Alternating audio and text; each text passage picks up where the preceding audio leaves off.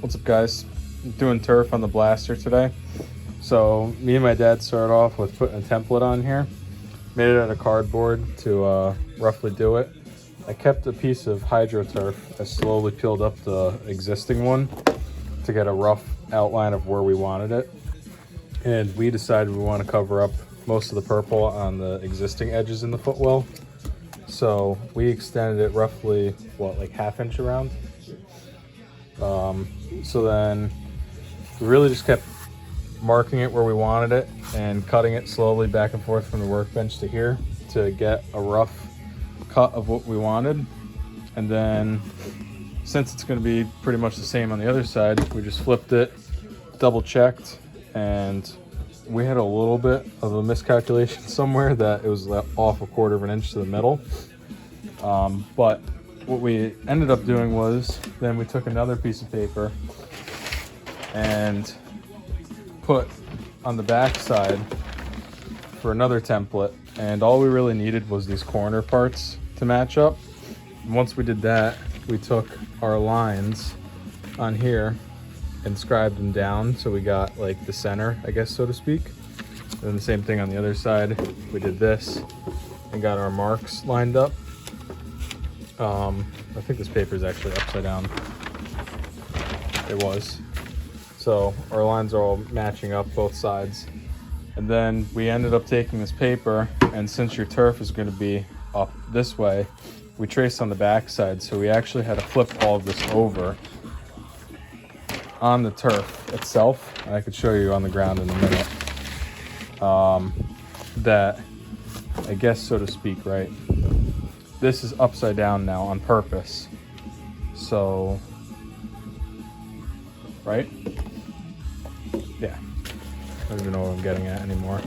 But technically this is all upside down. So this is actually this side because I'm doing it up reverse. So these lines where they bled through, which I was doing, I guess, in the beginning. If you go like this, right? And this is the back side. That's that line. And this is this line. We took this on the back of the turf and traced it all out, and then again flipped this, and you actually want not these lines that are on top, but if you flip them up, you'll get this line to match this line that bled through, and so on. This line would match this line. And when we did it on the turf, oh god, this is what we got left. It looks like a pair of legs. This is the excess scraps, but basically, as my dad's laying it out, this is all we did.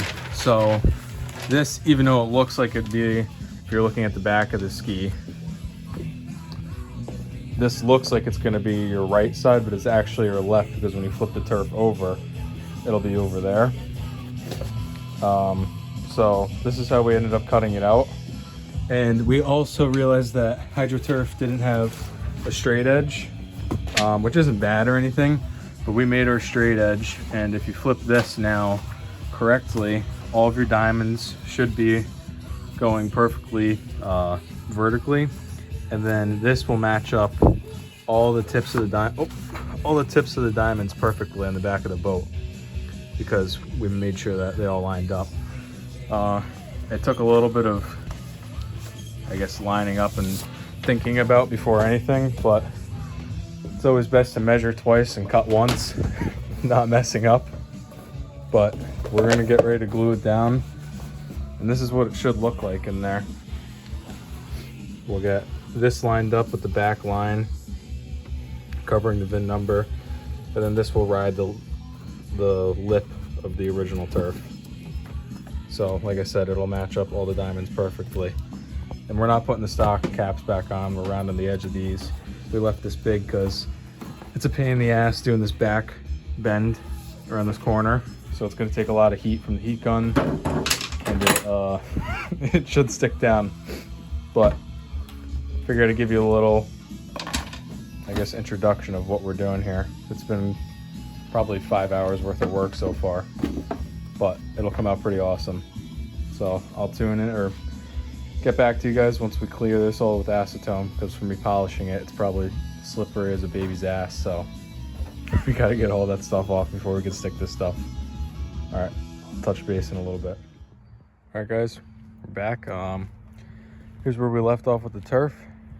We finished cutting our templates out and glued them down. This turf is hydro turf, as you guys know, but I always buy the 3M ones. I find it a lot easier than using the God, I don't even know what it's called, contact cement.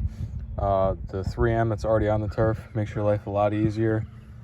Always prep your surface with acetone, and I find it that if you heat the turf up with a heat gun, it allows you to really bake the glue on. And I did my sister's blaster. Hopefully I could get up there and show you at the end of this video with the same stuff. And that turf's been on there for 5 years now, and it looks brand new. So the 3M hydro turf with the glue that's already on there, a little bit of acetone to clean the surface, and a heat gun goes a million miles. The hardest part of doing this turf job is these back corners, but like I said, with the heat gun, you're able to mold this perfectly. I never had to put any cuts in it. I have one little bubble here I got to get out, but like I said, I didn't have to put any cuts in this turf in the back corners. I was able to wrap the rails perfectly. And if you look too, I was able to line all the diamonds up perfectly with every cut. Just a little, I guess, being anal about stuff. But this is the turf. Your best way to do it is making a template and literally check your measurements multiple times before you cut. Hydro turf isn't the cheapest, but like I said, I'd rather pay up for the material and get something that I know is going to last. And also, when we were doing this, we did put, don't mind how disgusting the white paint is, but we did put jam sponsons on here. I've had them on 2 of my other blasters. I mount them flat with the rear. It doesn't look like it because the back of the boat's rounded, but you can see it's flat. I didn't know technically how to install these correctly, so I did contact Scott McKenna, who, and shout out to him, thank you. He's the one that really originated these sponsons. So I double checked with him with the mounting spots, told me send a screw through the front, use the 2 stock mounting holes, and then 1 here. There's a second one here, but you really would have to go on the toenail. It just, I didn't see the necessity of it. But I got these on perfectly. I'm gonna turn the camera all weird, I guess, but do flip it. I don't know how that's gonna come out in the video, but you can see that it's tucked perfectly up into the bond rail. I'll flip it again, sorry.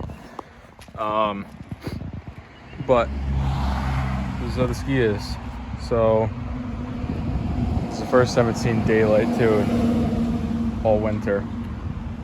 But I am gonna trim up this a little bit up in here, round it out, make it a little bit better. But overall, I don't think this turf could have come out any better. So the only thing I'm waiting on right now is jet trim to come back with a couple different color combinations for the seat. And once I get that, we can really button the ski up. So that's pretty much it for this video. Just wanted to show you how the hydro turf is coming along. And like I said, I think even from the back, it looks pretty damn awesome. I couldn't ask for anything better. So that's it for this video. If you guys need any help, let me know. Like I said, hydro turf has been pretty awesome to me in the past few years, so I'm always going to keep rocking them. I don't think I'll switch to anything else. So that's it for this video. Feel free to subscribe and like and comment for something in the future, and I'll see you in the next one. Peace.